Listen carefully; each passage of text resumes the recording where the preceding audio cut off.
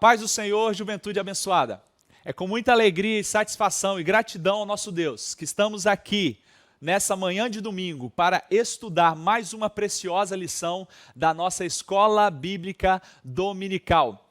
Estamos estudando a revista que tem como título Cuidado de Deus com o Corpo de Cristo. Lições da carta do apóstolo Paulo aos Coríntios para os nossos dias. Então, irmãos, hoje estaremos fechando o estudo dessas 3 lições que Paulo ele ensina aí aos nossos irmãos de Corinto, aplicando as nossas vidas nos dias de hoje. Então vamos juntos, mais uma vez, nos concentrar, vamos pegar a nossa Bíblia, a nossa revista, vamos compartilhar esse vídeo com o máximo de pessoas, quem ainda não fez.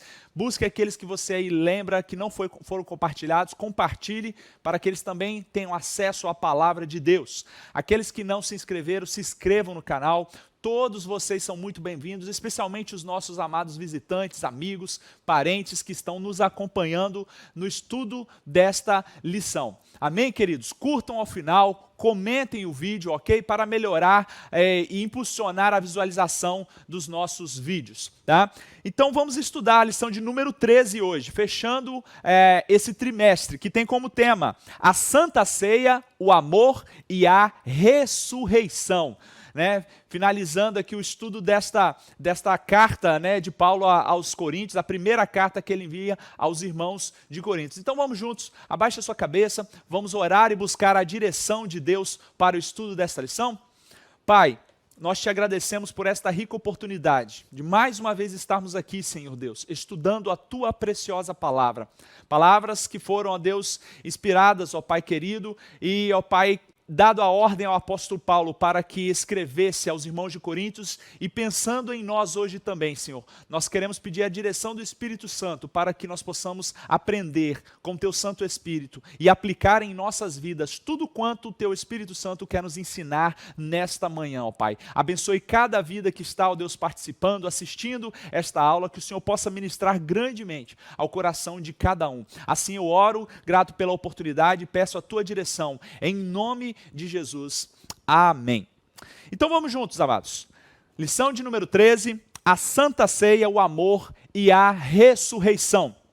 Só lembrando, as lições que foram estudadas até aqui. Primeira lição, a primeira carta de Paulo à igreja de Corinto. Segunda lição, ação de graças pela igreja de Corinto. Terceira lição, divisões na igreja. Quarta lição, a sabedoria divina.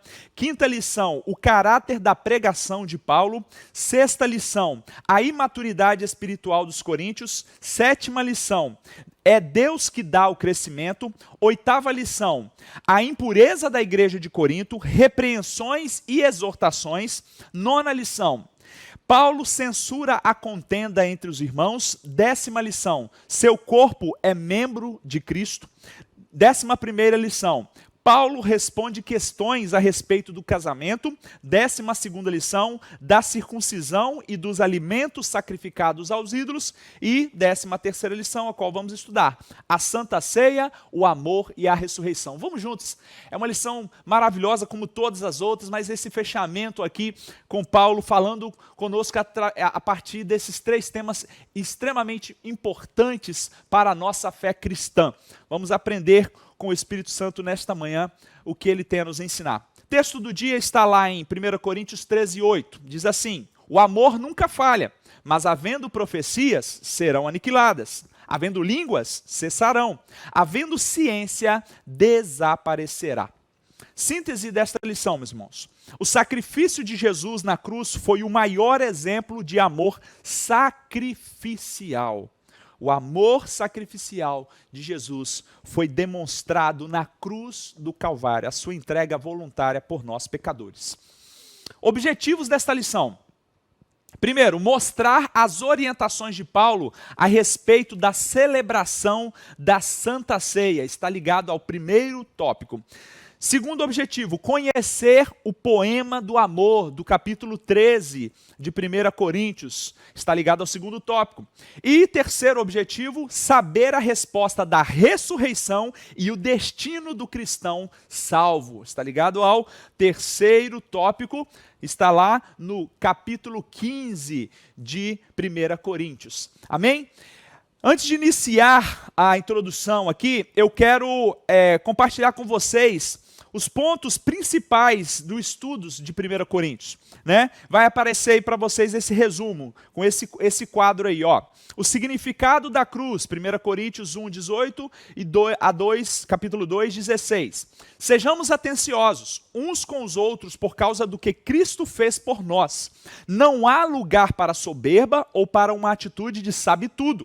Precisamos ter a mente de Cristo, ou seja, a importância da comunhão, né? Evitar as contendas, a importância de cada membro no corpo de Cristo. Segundo, a história da última ceia, 1 Coríntios 11, 23 a 29. A ceia do Senhor é uma ocasião para relembrar as últimas palavras de Cristo a seus discípulos. Antes da sua morte na cruz, devemos celebrar isto. Vamos estudar aqui este ponto, a ceia do Senhor. Terceiro, o poema do amor, 1 Coríntios 13, de 1 a 13. O amor deve guiar tudo o que fazemos. Temos diferentes dons, habilidades e gostos, mas somos chamados sem exceção para amar. Vamos ver a importância do amor, né, na comunhão da igreja, do corpo de Cristo. E quarto, o destino do cristão, né, fechando o livro a carta de 1 Coríntios, lá no capítulo 15, do 42 ao 58. Cristo, que morreu por nós, prometeu que, da mesma maneira como ele voltou à vida, ou seja, que ele ressuscitou depois da morte, também nossos corpos serão substituídos por corpos celestiais. Que coisa gloriosa! Então viveremos e reinaremos com ele. Jovens, vamos juntos. Esta lição, como todas as outras, ela é muito maravilhosa. Vamos prestar atenção, estar atento ao que o Espírito Santo de Deus quer falar aos nossos corações. O texto bíblico está lá em 1 Coríntios 11, 23 a 25, né? Que trata acerca da ceia do Senhor. Diz assim, 1 Coríntios 11, 23 a 25. Porque eu recebi do Senhor o que também vos ensinei, que o Senhor Jesus, na noite em que foi traído, tomou o pão, e tendo dado graças, o partiu e disse: tomai, comei, isto é o meu corpo que é partido por vós, fazei isto em memória de mim. Semelhantemente também, depois de cear, tomou o cálice, dizendo: este cálice é o novo testamento no meu sangue, ou nova aliança. Fazei isto todas as vezes que beberdes em memória de mim. Amém? Introdução. Nesta última lição do trimestre, estudaremos a respeito da ceia do Senhor, o poema do amor, a ressurreição e o destino dos salvos por Jesus Cristo.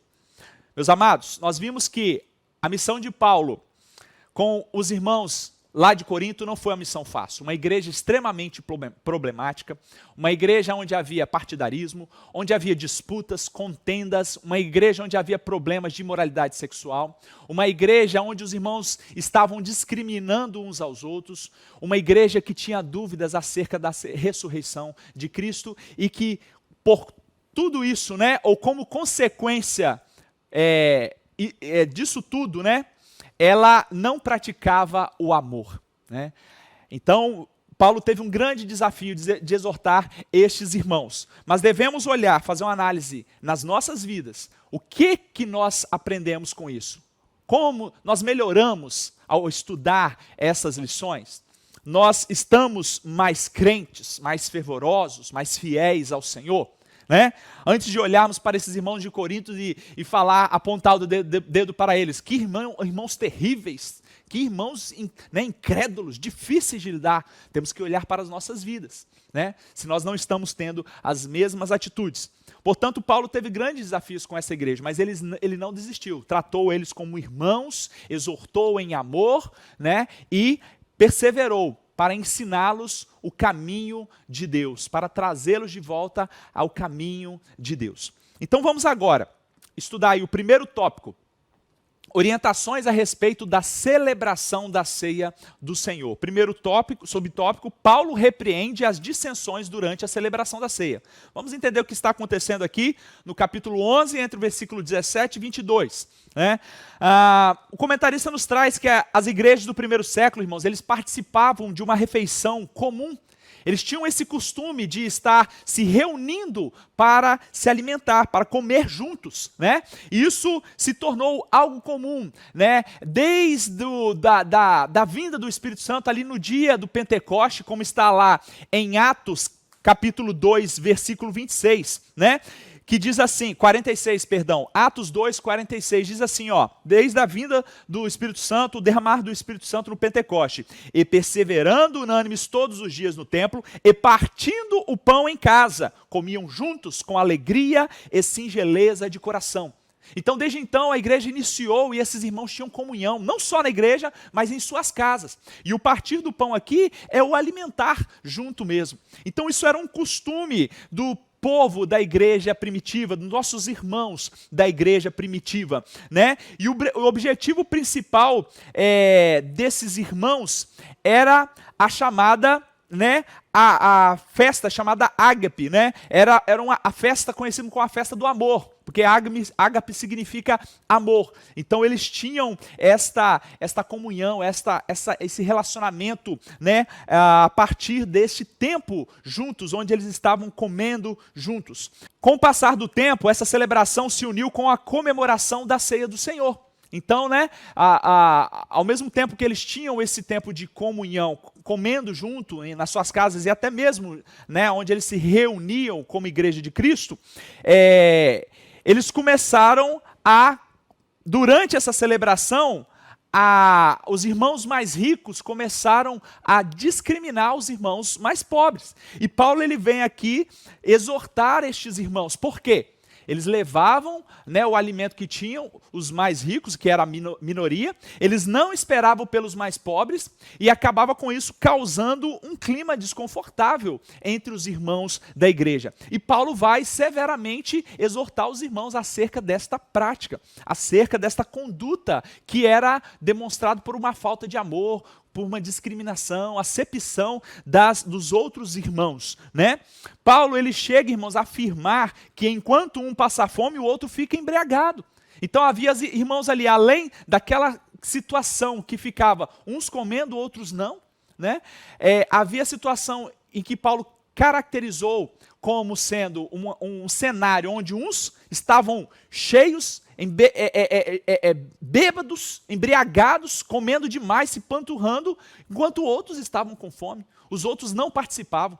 E isso é claramente um cenário que não condiz com a comunhão da igreja, com o viver comum, como era lá desde o princípio, lá no Pentecoste, onde os irmãos tinham as coisas em comum, eles viviam juntos, comendo juntos, se reunindo, se alegrando juntos. Né? Então essa prática aqui, ela é severamente, né, reprovada por Paulo. Né? Ele reforça: desprezai a igreja de Deus e envergonhais os que nada têm, né? Faz uma pergunta aqui, já sabendo da resposta, né? Os que chegavam mais cedo não esperavam pelos demais. E o apóstolo afirma que ele não podia louvar eles por causa daquele comportamento à mesa, ou seja, naquele momento em que eles se alimentavam. Né? Ele vai reforçar a desaprovação com relação a essa conduta desses irmãos. E fica muito claro aqui, irmãos, que essa conduta era por parte dos irmãos mais ricos da igreja. E isso não poderia e não pode haver em nosso meio. Então aqui eu faço uma aplicação, lembrando os irmãos que o comer juntos é um tempo de comunhão. Então devemos esperar uns pelos outros. Todos devem estar se alimentando da mesa. Todos devem estar participando deste momento. E olha que legal, lendo isso aqui, estudando isso aqui, eu me lembrei da prática da nossa igreja. né, a qual os nossos pastores instituíram desde o início e temos praticado, nos momentos de comunhão, quando nós nos alimentamos junto aqui ao final de uma programação, de um culto de família, de uma jornada, de um fome de Deus. Isso é um tempo gracioso, irmão. Isso não é só um momento da gente ali comer e saciar nossa fome, não. É um tempo de gratidão, de alegria, de alimentar os nossos corpos físicos, sim, mas é um tempo onde a graça de Deus está sendo manifestada como lá no princípio. Então comer juntos, irmãos, não é simplesmente pegar o pratinho, não. É um tempo extremamente importante, onde a graça de Deus está presente, onde Deus ele se alegra com isso, onde esperamos uns pelos outros, né? Cedemos o lugar para os menores, para os mais idosos, né? Os irmãos mais robustos esperam os irmãos, os outros irmãos se alimentar e ali juntos vamos comer, vamos nos alegrar. Então comer juntos é um tempo de comunhão e nós devemos valorizar isso, amados, e devemos participar. Né? Cada um na sua medida, na sua condição, deve contribuir para este momento. Né? Contribuir com o que pode, financeiramente, trazendo um alimento e também participar deste momento com alegria. Né? Desde o trazer, do preparar e no tempo ali onde estamos juntos. Portanto, nós devemos valorizar este momento. Amém?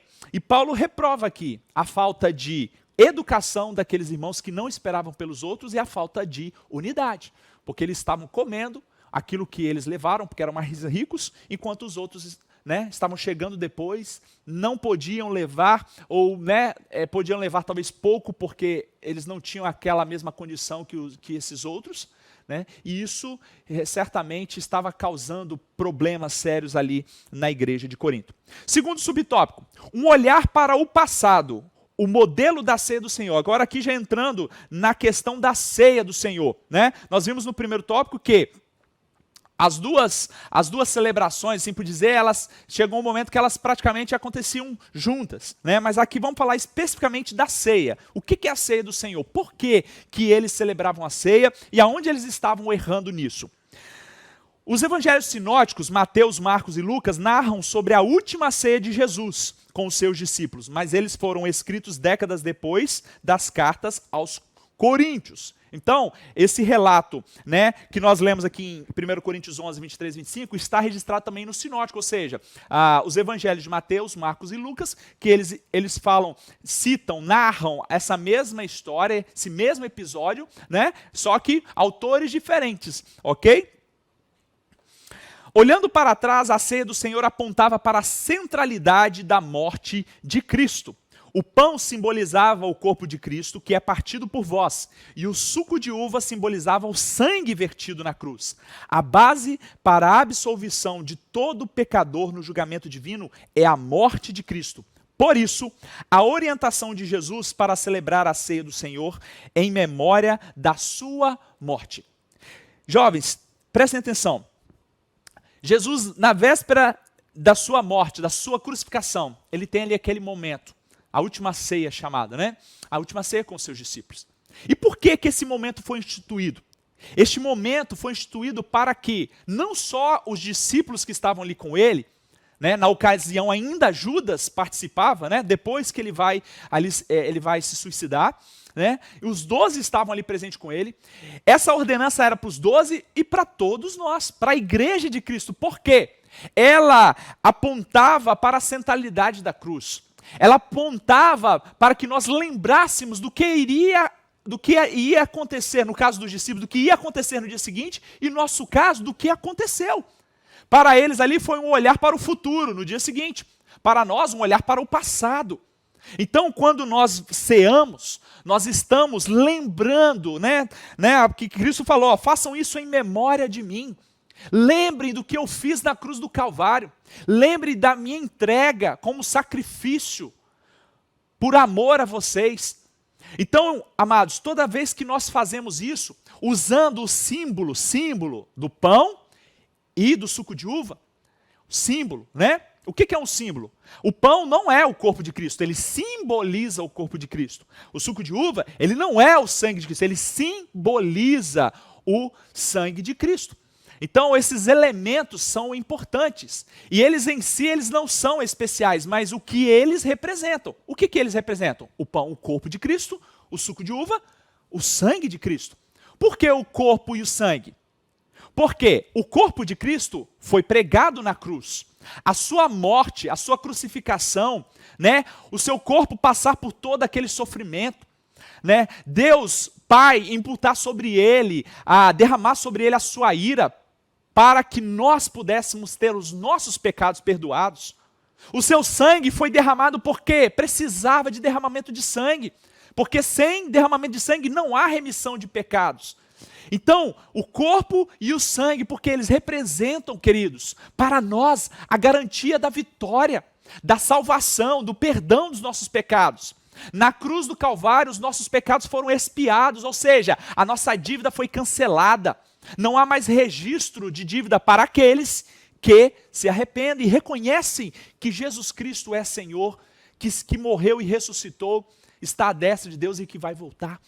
Então, celebrar a ceia do Senhor, como nós celebramos aqui todo o primeiro domingo do mês, é um tempo de alegria, mas também um tempo de reflexão, um tempo de contrição, de autoanálise, como vamos ver no próximo tópico. Né? Não é meramente, jovens, a gente cumprir um ritual, não podemos fazer disso um mero ritual, devemos fazer disso uma celebração, né?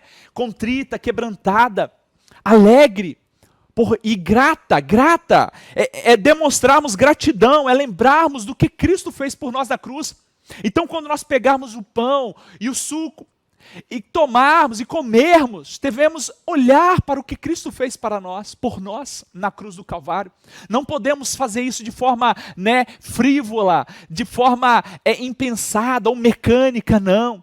A gente tem que olhar para o que Cristo fez por nós, pagando pelos nossos pecados a dívida que nós não poderíamos pagar. Então lembre disso, jovem. A centralidade, quando ceiarmos, nós devemos olhar para a cruz, porque ela aponta para a centralidade da cruz, para a morte do Cordeiro perfeito, para a entrega, para o sacrifício perfeito. E ali os nossos pecados foram perdoados, nós fomos justificados, o sangue foi derramado de uma vez por todas, e não precisa mais de sacrifício de animais para poder expiar os nossos pecados. E a ira de Deus que estava sobre nós foi imputada em Cristo. Os nossos pecados foram punidos nele. Toda a ira de Deus por conta dos nossos pecados foi derramado, foi feito justiça de Deus sobre o seu Filho. O Pai virou as costas para o seu Filho. Então precisamos de lembrar de tudo isso, da expiação, da propiciação, do perdão dos nossos pecados na cruz do Calvário. Então quando formos cear, lembremos e tenhamos esperança naquilo que Ele fez. O diabo não pode nos acusar, porque Cristo morreu na cruz. Deus ele fez isso de uma vez por todas, para que Ele não tivesse que nos punir e condenássemos ao inferno eternamente. Então, lembremos neste momento, porque a base da absolvição dos nossos pecados no julgamento divino é a morte de Cristo. Por que nós podemos ser absolvidos? Por nosso mérito? De forma alguma, não há nenhum mérito nas nossas obras. Nós não podemos nos salvar. Nós não podemos fazer absolutamente nada para nos salvar. Nós somos salvos, somos absolvidos da condenação à morte eterna por causa do sacrifício de Cristo. Então, a Santa Ceia é um momento de lembrarmos, de olharmos para a cruz e de sermos gratos a Deus, a Jesus Cristo, pelo amor dele, pelo que ele fez. Então participemos deste tempo, cada primeiro domingo, com alegria, com gratidão e com muito quebrantamento, porque Cristo pagou pelos nossos pecados na cruz do Calvário. Quanto mais for lembrada, mais gratidão o crente vai demonstrar. Então, quanto mais nós lembrarmos deste momento, maior gratidão nós teremos a Deus. E graças a essa celebração, a celebração da ceia do Senhor, os crentes estão periodicamente lembrando da morte do Senhor. Porém, nem sempre com o devido respeito e reverência. Vamos ver agora o subtópico 3. Um olhar introspectivo, o autoexame preventivo para não ser condenado. Paulo ele vai alertar aqui, jovens, a cada um de nós, aos irmãos de Corinto, que celebrar a Santa Ceia é testemunhar a morte e a ressurreição de Jesus, enquanto nós aguardamos a sua vinda. Todavia, ele vai falar que alguns irmãos estavam participando da ceia para a própria condenação. Por quê? Eles não estavam discernindo o corpo de Cristo. Eles não estavam fazendo aquilo com entendimento. né? Eles estavam participando com atitudes indignas. Isso não quer dizer que nós somos dignos, não somos de forma alguma. Nos tornamos dignos da salvação por causa do mérito de Cristo. Nós somos indignos, mas aqueles estavam de forma indigna, ou seja, por conta da vida prática, das atitudes pecaminosas, eles não estavam tendo temor ao participar da ceia. Paulo, então, ele vai recomendar que, ao participar da celebração da Santa Ceia, cada um olhasse para dentro de si, fizesse um autoexame, né, para que não fosse condenado com o mundo, porque aqueles que participam indignamente, participam para a sua própria condenação. O que isso quer dizer, meus queridos? Que nós precisamos fazer essa autoanálise. Não quer dizer que nós devemos deixar de ceiar. Não, nós precisamos, na verdade, olhar para a nossa vida, para a nossa conduta, e se estamos errados, se estamos pecando, estamos em pecado, nos arrepender, né? Se nós tivermos alguma coisa contra o nosso irmão, nós devemos pedir perdão, nós devemos perdoar, devemos estar em paz com Deus e com os homens para ceiar. Devemos estar preparados para este momento. Isso não quer dizer que nós somos perfeitos, não.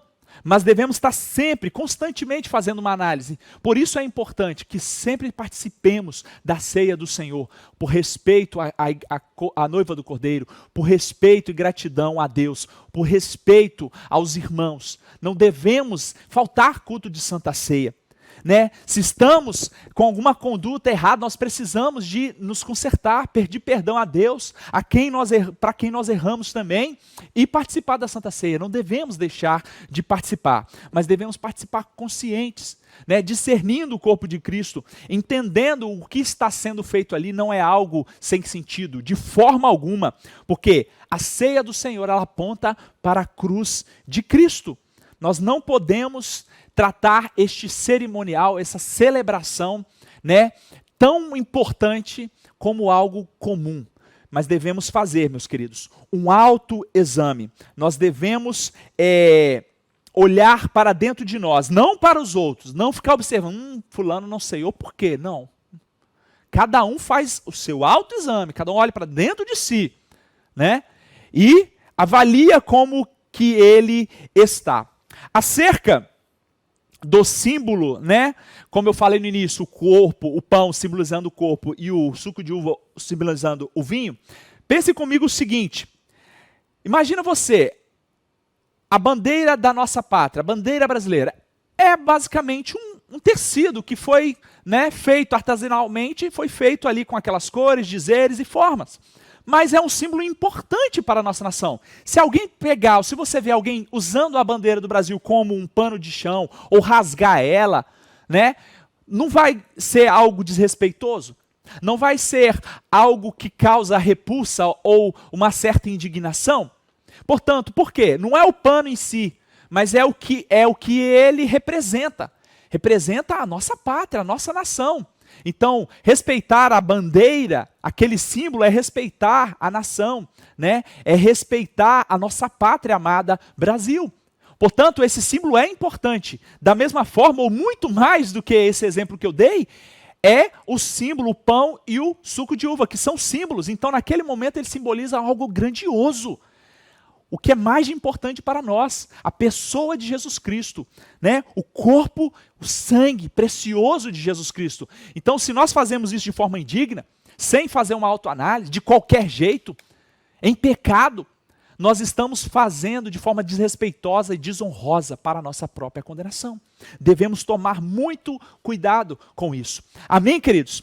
Espero que vocês tenham compreendido o propósito, a importância e os cuidados que devemos ter ao cear. Mas não deixe de cear, porque é um momento de celebração, é um momento de lembrarmos da morte, do que Cristo fez na cruz do Calvário. E eu quero encerrar esse tópico lendo para vocês a experiência do Dr. Simon, que está registrado aqui em seu livro. Olha só, isso talvez tenha acontecido com você. Qual é o sentido da ceia do Senhor quando um cristão participa dos elementos santos? Eu me lembro, ele falando, da primeira vez em que me foi dado o privilégio de participar, né? Então, quando você se torna membro do corpo de Cristo, quando você se batiza, você está apto para participar, dentre outras coisas, né, na igreja, deste momento precioso. Quem pode participar são aqueles que foram batizados em nome do Pai, do Filho e do Espírito Santo, assim como foi ordenado por Jesus Cristo. Então, Simon aqui está participando a primeira vez. E durante semanas ele fala, eu vinha aguardando a celebração da ceia do Senhor, mas essa expectativa foi contida quando eu comi e bebi com os outros adoradores. Eu havia esperado um influxo sobrenatural do poder divino, mas nada de miraculoso aconteceu durante aquele culto. Pensei sobre a morte de Cristo na cruz do Calvário, na remissão do pecado e na presença do Senhor. Em certo sentido, aquela primeira experiência para mim foi sóbria e destituída de magia. Nada glorioso aconteceu, ele disse. Com o passar do tempo, eu amadureci espiritualmente e comecei a sentir a presença de Cristo nos cultos de Santa Ceia. Como anfitrião, ele me convidava a ser seu hóspede à mesa. Como mediador do novo pacto que Deus fizera, ele me considerou parceiro do pacto. Como Cordeiro de Deus morto lá no Gólgota, no Monte da Caveira, ele me limpou dos meus pecados. Como meu irmão e amigo, ele me mostrou como viver para Deus e expressar-lhe minha gratidão. Como fonte de felicidade, ele me encheu, não de tristeza e pesar por sua morte, mas de alegria e regozijo por sua presença. Olha que coisa legal. Talvez isso já aconteceu com você e já aconteceu comigo. Lá no início a gente talvez não tinha uma compreensão tão sólida, tão exata, mas com o passar do tempo nós amadurecemos. E aí conseguimos olhar para a profundidade do sacrifício de Cristo e o que simboliza participarmos da ceia do Senhor. Então qual é o significado da Santa Ceia, diz ele? É uma ocasião para refletir, alegrar e agradecer. À medida que sentimos a presença espiritual do Senhor à mesa, nós, com a igreja de todas as eras e todos os lugares, oramos. Maranata, ora vem, Senhor Jesus. Amém? Glória a Deus. Então, jovens, é lembrarmos da morte de Cristo na cruz, do seu sacrifício, da sua obra redentora. Mas Cristo ele deixa outra ordenança. Façam isso até que eu venha. Então, nós estamos aguardando a vinda de Cristo. E enquanto ele não volta, nós vamos continuar ceando, lembrando, fazendo esse sacramento, lembrando da sua morte, em memória dele, para que a gente possa continuar fervorosos, com esperança de que a sua morte, a sua ressurreição não foi em vão, e de que ele vai voltar. Vamos falar da ressurreição daqui a pouquinho, no tópico 3. Prosseguindo então, segundo tópico, o poema do amor. Então aqui eu vou resumir um pouco esse tópico aqui, tá? A causa das divisões na comunidade de Corinto era a falta de amor. Olha só, irmãos, que coisa séria. Agora a gente pula do capítulo 13 para o capítulo 11 para o capítulo 13, né? Então o capítulo 13 da primeira carta aos Coríntios traz um dos maiores belos poemas de todos os tempos, chamado de o hino do amor, né? Na carta, ele deve ser interpretado à luz do seu contexto, ou seja, os constantes conflitos e divisões da igreja em Corinto. A vida na igreja, para que seja fraterna e feliz, exige a prática do amor. Sem o amor, a igreja deixa de ser um local seguro e acolhedor. Olha só, todos os problemas que a igreja estava passando era por falta de amor. A falta de educação e não esperar os outros para comer, a falta de unidade, as dissensões, as contendas, os partidarismos, tudo isso, meus amados, era por falta de amor. Havia muito amor próprio, um amor egoísta, egocêntrico. As pessoas olhavam para si, para a posição, estavam preocupados consigo mesmo, em se destacar, não estavam preocupados com o outro. E o amor sacrificial, o amor de Cristo, ele é o amor que coloca o outro numa posição superior a si mesmo. Então nós nos doamos para os outros como Cristo doou. Nós devemos amar os outros como Cristo nos amou, né? É o amor sacrificial do marido para a esposa, simbolizando Cristo para a sua igreja. Esse é o amor que estava faltando, e Paulo vai exortar os irmãos, né, nesse capítulo 13, vocês não estão praticando o amor, e não adianta vocês fazerem nada disso, né? Se vocês fizerem tudo, dar os bens de vocês, morrer queimado em prol, né, de uma causa nobre. Não adianta se não tiver amor. Falar a língua dos anjos, não adianta. Vai ser como o metal que soa, né? Não vai fazer efeito nenhum. Então Paulo vem exortar os irmãos. E neste poema do amor ele deixa claro que ele se manifesta nas coisas mais simples do cotidiano. Paulo vai mostrar que a falta de amor é a principal causa da divisão na igreja, meus irmãos.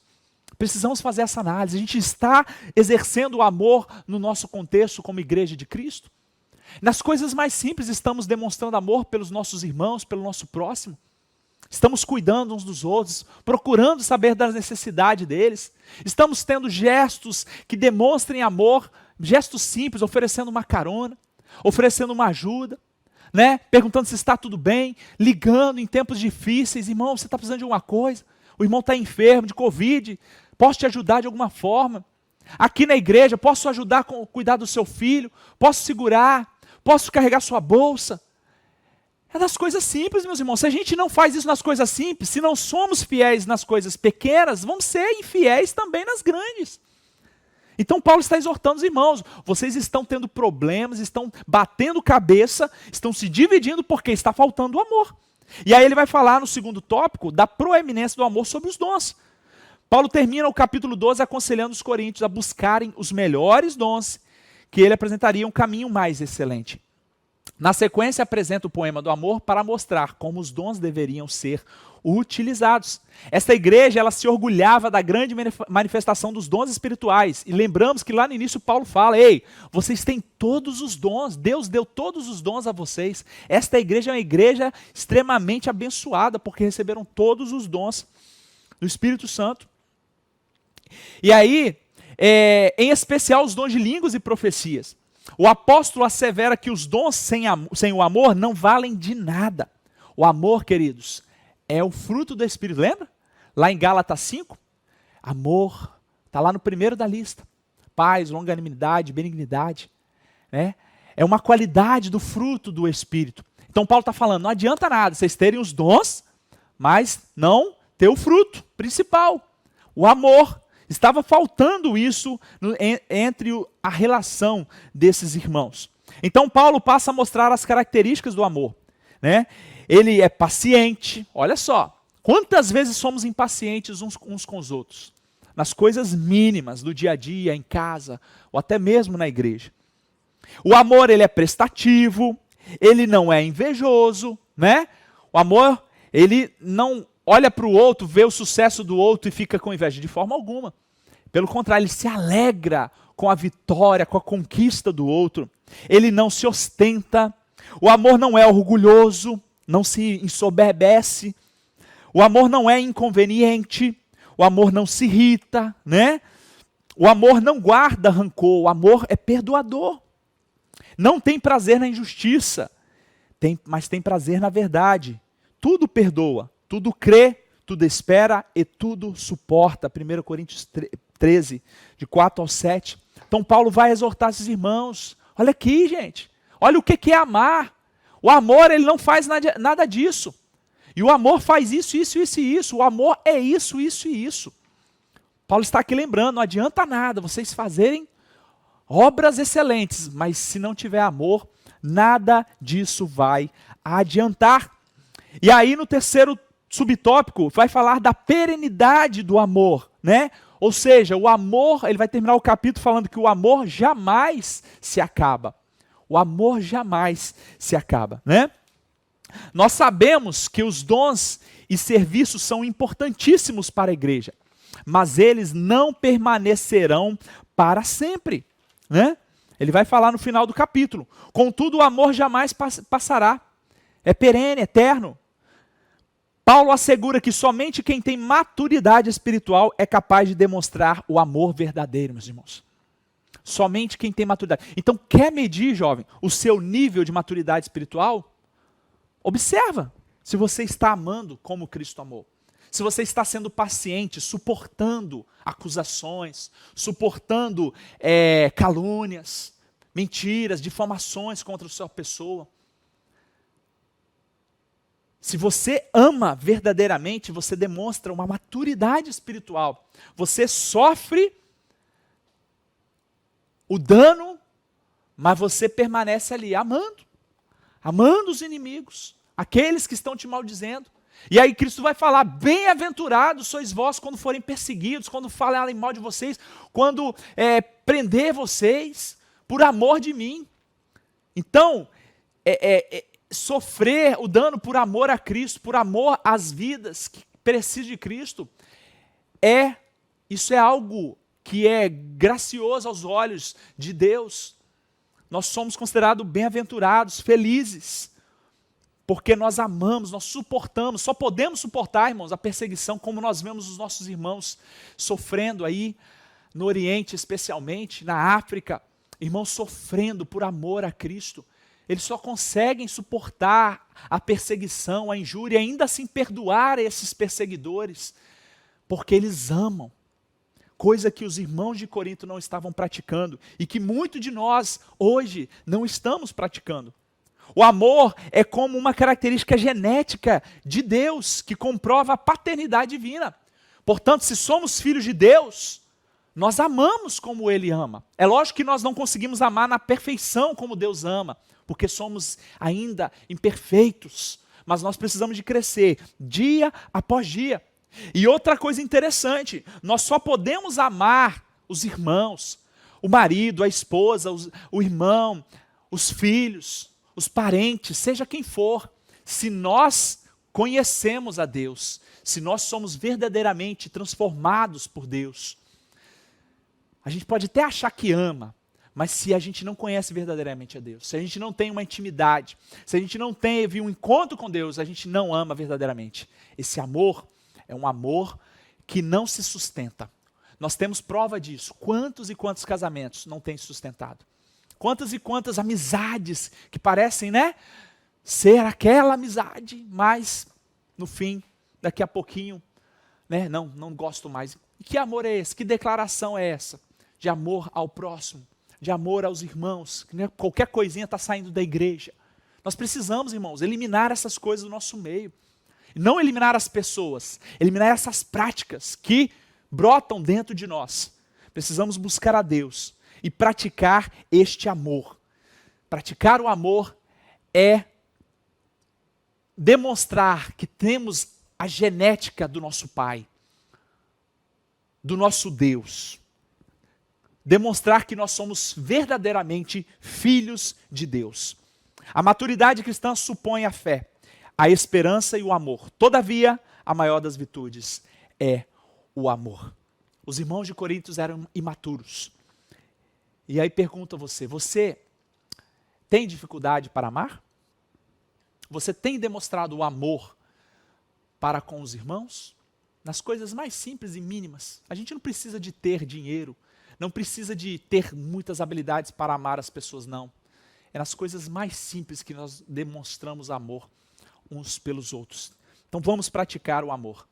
Jovens, vocês têm força, vigor, vocês têm até mais tempo nesta fase da vida para demonstrar o amor em obras, em piedade, em caridade.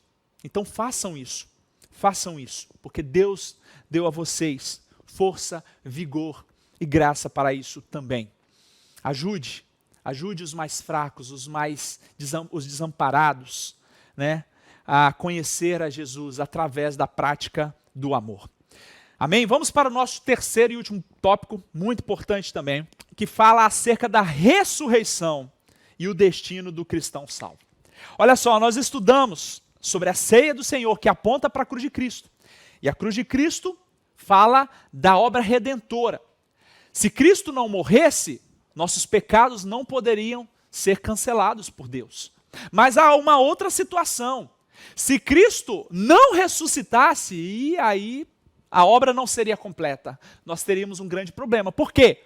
Como pode uma pessoa se dizer Deus e ela ser vencida pela morte? Há uma incoerência, há uma contradição. Mas não, queridos. Cristo ressuscitou. Aleluias. A nossa esperança está aí. Ele morreu, mas ao terceiro dia, ele ressurgiu. Ele venceu a morte não pôde detê-lo.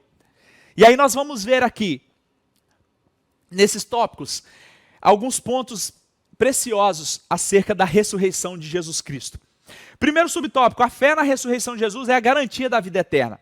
Nesse primeiro subtópico aqui, meus irmãos, o comentarista ele vai tratar acerca... Por que o Paulo fala disso aqui no final da carta, né, de 1 Coríntios? Porque no capítulo 15 ele vai falar disso. Porque muitos irmãos estavam duvidando da ressurreição de Cristo. E isso era uma influência da cultura helenista. Os gregos, meus irmãos, ele vai falar aqui que eles não criam na ressurreição. Eles achavam, eles entendiam, não criam que a alma era imortal, mas que ela estava presa a um corpo mortal. Né? Então, eles não acreditavam na ressurreição. Tanto é que quando Paulo prega em Atenas, acerca deste tema, eles chamam ele né? Falam, o que esse cara está falando? Não faz sentido. A gente não pode acreditar num Deus que prega isso. Né? Então, Paulo está aqui indo contra a cultura da época. E muitos irmãos estavam sendo contaminados por este conceito errado. E ele precisou de lembrar esses irmãos, exortá-los e ensiná-los que Jesus Cristo morreu, mas ressuscitou. E nisso está a nossa garantia de que nós também iríamos ressuscitar. Olha só, em Corinto, né, não era diferente essa situação. E mesmo algumas pessoas da igreja estavam tendo dúvidas a respeito da ressurreição. Então Paulo vai reafirmar a fé na ressurreição de Jesus, que garante a vitória definitiva sobre o pecado e sobre a morte. Portanto, crer na ressurreição, irmãos, é crer que a obra foi feita e foi completa. É crer que nós não ficaremos desamparados. É crer que isso tudo aqui vai acabar. Um dia isso aqui vai acabar. Né? Paulo vai falar aos Coríntios, no capítulo 15, que se Cristo não ressuscitou, vã é a nossa fé.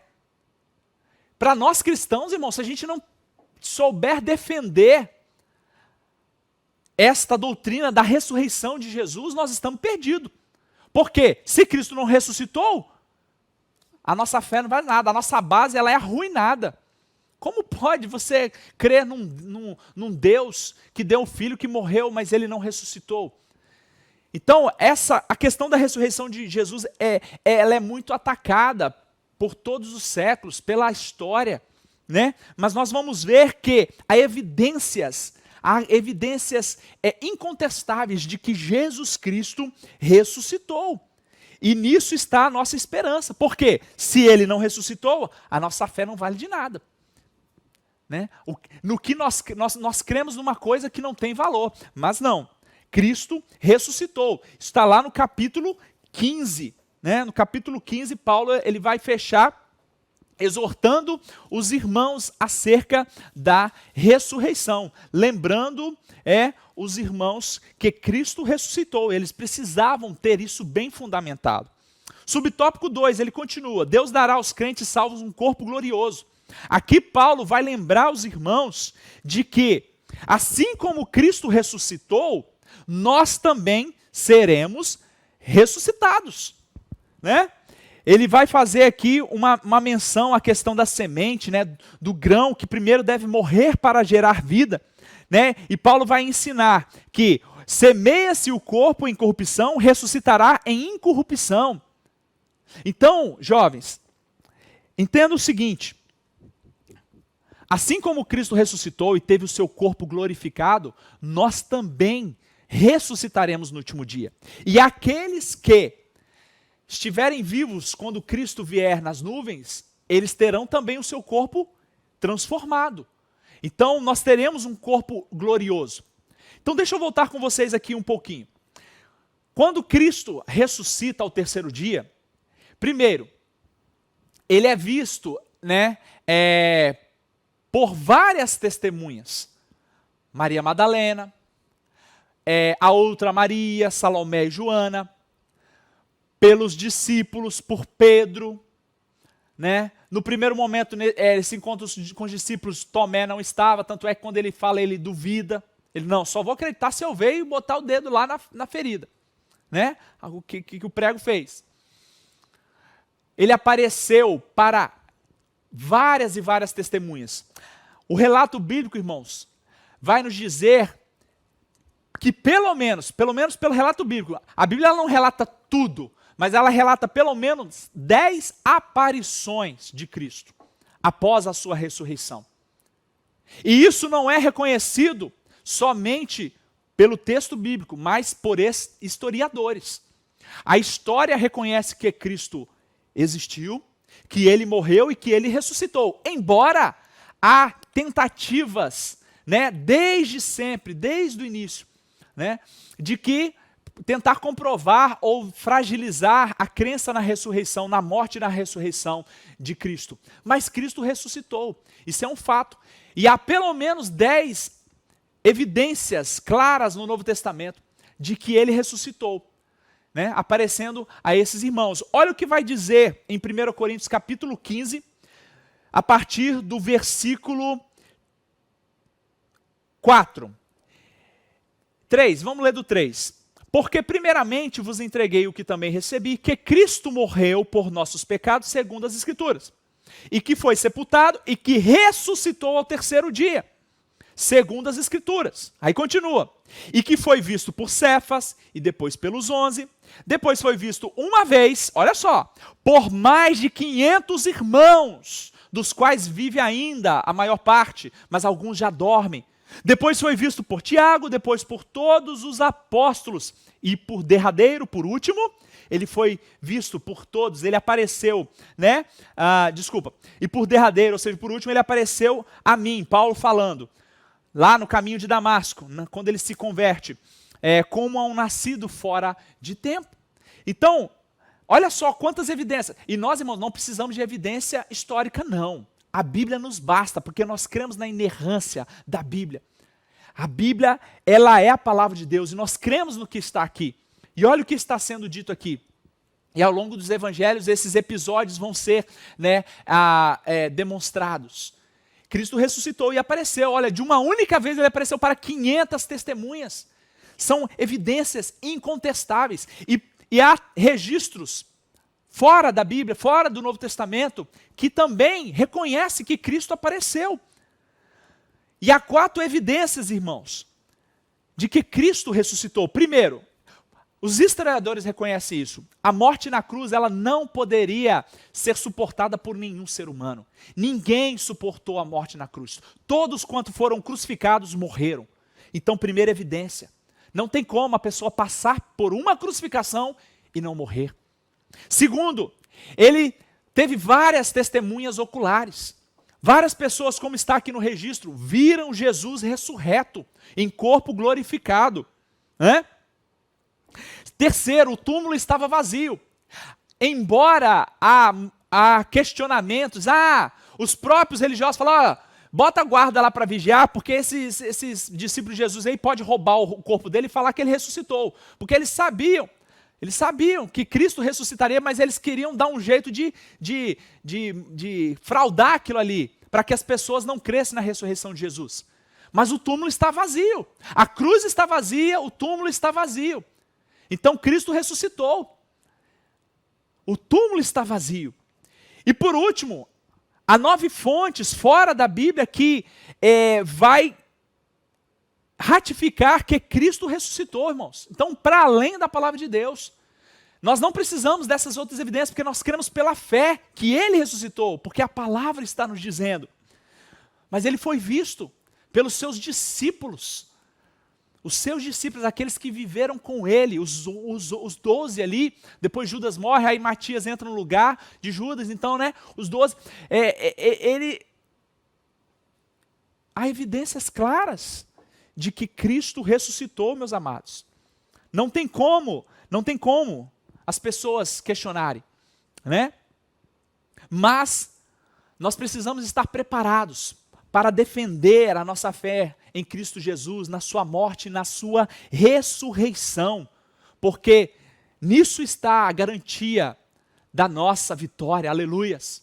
porque ele morreu, mas ele ressuscitou. E aí fecha aqui, ó, os crentes salvos e que estiverem vivos na última hora serão arrebatados. Olha que legal.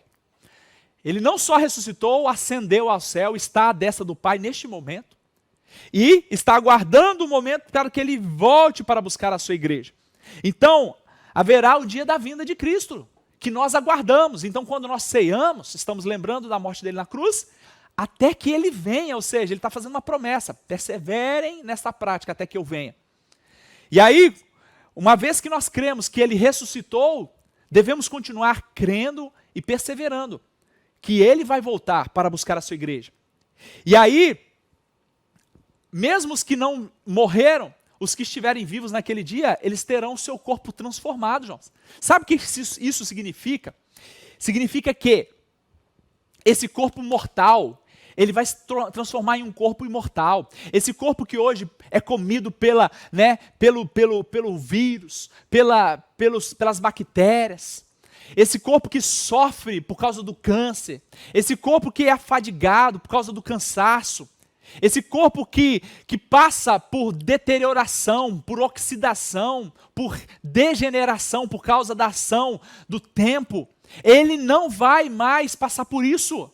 Porque assim como Cristo ressuscitou e teve o seu corpo glorificado, e quando ele aparece para os seus discípulos e para todas aquelas testemunhas, durante os 40 dias que ele viveu após a sua ressurreição, ou melhor, durante os 40 dias que ele permaneceu aqui na terra após a sua ressurreição, antes de subir, ele está com um corpo glorificado, e esse mesmo corpo é que nós vamos ter.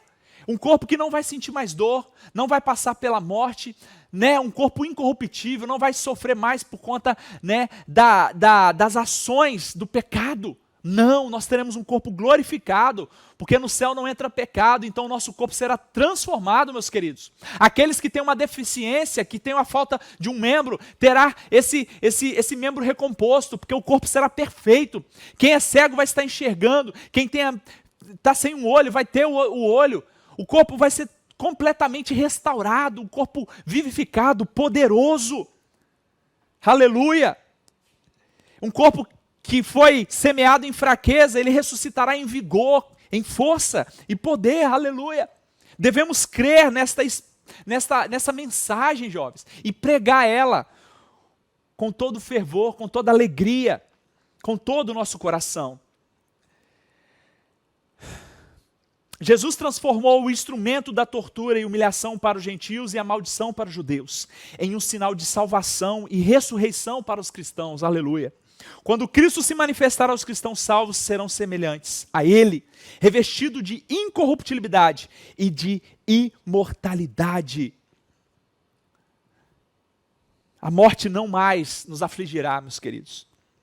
Paulo conclui o capítulo 15 dizendo: portanto, meus amados irmãos, sede firmes e constantes, sempre abundantes na obra do Senhor, sabendo que o vosso trabalho não é vão no Senhor. Então precisamos permanecer firmes, trabalhando, crendo que Ele vai voltar, crendo que a sua vinda está próxima, pregando o seu evangelho, testemunhando com a nossa vida. Não podemos desanimar, jovens. Vamos fortalecer os nossos músculos espirituais, renovar as nossas forças em Cristo, para que a gente persevere até o final. Porque o diabo está tentando, desde então, tentando convencer as pessoas de que não há vida após a morte, mas nós sabemos que há. Paulo aos Hebreus vai falar no capítulo 9 que depois da morte vem o juízo. Então a vida após a morte, sim, precisamos tomar a decisão de estar com Ele na eternidade em vida. O diabo tenta de todas as formas destruir a evidência da ressurreição de Jesus. Me lembro aqui que alguns criaram a teoria do desmaio. Olha só que coisa ridícula. Querendo dizer assim, para eles tentar desfazer ou enfraquecer de que, a verdade, o fato de que Jesus ressuscitou, eles falam: não, Jesus não ressuscitou porque Ele nem morreu. Fala da teoria do desmaio, Ele desmaiou, ficou inconsciente e aí, colocaram Ele no sepulcro, mas aí como Ele não tinha morrido, Ele voltou. Olha só que absurdo, se a própria história reconhece. Mas como eu disse, para nós não precisa da história, embora a história seja importante, Deus está mostrando para o ser humano e por causa disso vai julgar também, porque ele tem essas demonstração a partir da história, da ciência, que ele ressuscitou. Mas nós cremos porque a Bíblia diz, mesmo que tentem falar, tentem desconstruir isso, nós não vamos ceder. Amém? O soldado, ele furou, né? Está lá em João 19:33, ele furou, né, o corpo de Jesus para ver se ele já tinha morrido. Então, mais uma evidência bíblica de que Jesus estava ali e ele morreu. E de que ele ressuscitou porque o túmulo está vazio, porque as testemunhas viram ele no corpo glorificado. Amém? Finalizando essa lição, quero concluir aqui com vocês e lembrar antes da conclusão de que é um momento de nós nos alegrarmos no Senhor, sermos gratos e dedicar a Ele nossos dízimos, ofertas e votos. Então faça a sua oferta, não deixe de ofertar, é um ato de gratidão e de adoração ao nosso Deus. Oferte você, nosso visitante, sinta-se à vontade para fazer também, caso você queira. Esse é um momento gracioso de nós ajudarmos a sustentar a obra de Deus. Então eu quero concluir com vocês, jovens, dizendo o seguinte: nesta última lição do trimestre, estudamos temas relacionados à cruz de Cristo. Vimos que a celebração da ceia aponta para a cruz de Cristo. Aprendemos também a respeito do poema do amor que reflete a sua plenitude no amor oferecido por Jesus na cruz e que nunca vai acabar. E a ressurreição de Cristo, que garante a nossa ressurreição. Como Ele ressuscitou, nós também ressuscitaremos. E eu quero deixar aqui duas indicações para vocês. Provavelmente vocês já assistiram esses dois filmes. Deus Não Está Morto e Em Defesa de Cristo. Esse segundo é de um jornalista, Lee Strobel, baseado em fatos reais. É um jornalista que era ateu e quando a sua esposa converteu, ele fez de tudo. Ele era um jornalista investigativo, então ele investigou a fundo para comprovar que Cristo não tinha ressuscitado. Assista, se você não assistiu, Em Defesa de Cristo. Né? E Deus Não Está Morto também, né? Em resposta ao filósofo Nietzsche, que viveu, né, até o final do século XIX, início do século XX, falando que Deus estava morto. Né?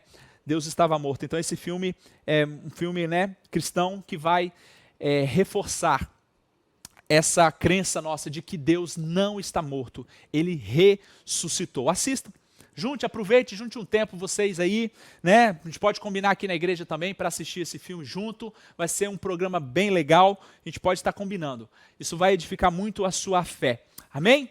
Deus abençoe vocês, meus queridos, que ao final desse trimestre agora vocês possam estar fazendo uma análise de como foi o crescimento, como foi a mudança que o Espírito Santo de Deus fez na vida de vocês através do estudo desta revista, desse tema precioso, o estudo da carta de Paulo aos Coríntios. Amém? Vamos abaixar nossa fronte e orar e agradecer a Deus por este tempo. Pai, nós te glorificamos e te bendizemos, porque o Senhor tem cuidado de nós e está aqui nesta manhã é demonstração da sua graça e misericórdia. Misericórdias que se renovam a cada manhã, Pai. Ó Deus, eu oro por cada um dos nossos irmãos, dos nossos jovens, dos nossos amigos e visitantes. Que o Senhor possa renová-los nesta manhã. Que o Senhor possa, ó Deus, conformá-los à sua imagem e semelhança, ó Pai. Ao seu caráter, Jesus Cristo. Ó Pai querido, que eles possam ter aprendido lições preciosas nesse estudo desta lição nesse trimestre. E que continuem perseverando, crendo e defendendo a fé em Cristo Jesus, na sua morte, na sua ressurreição e na sua vinda, que está breve, Pai. Que nós possamos perseverar nesta doutrina preciosa. Ó Pai querido, ajuda-nos a estar, ó Pai querido, cada dia mais diante do Senhor, ó Pai, com o coração contrito, quebrantado e buscando sermos igual a Ti, Jesus, a razão do nosso viver, da nossa existência. Muito obrigado pela esperança de termos, ó Deus, um dia o privilégio de estarmos com o Senhor na glória, reinando contigo, de termos um corpo glorificado, ó Pai querido, de sermos ressuscitados com um corpo glorificado, porque o Senhor ressuscitou e nós cremos nisso, e nisso está a nossa esperança. Muito obrigado, ó Pai, abençoa cada um, a cada família, em nome de Jesus, amém. Deus abençoe vocês, até a próxima EBD, no próximo trimestre.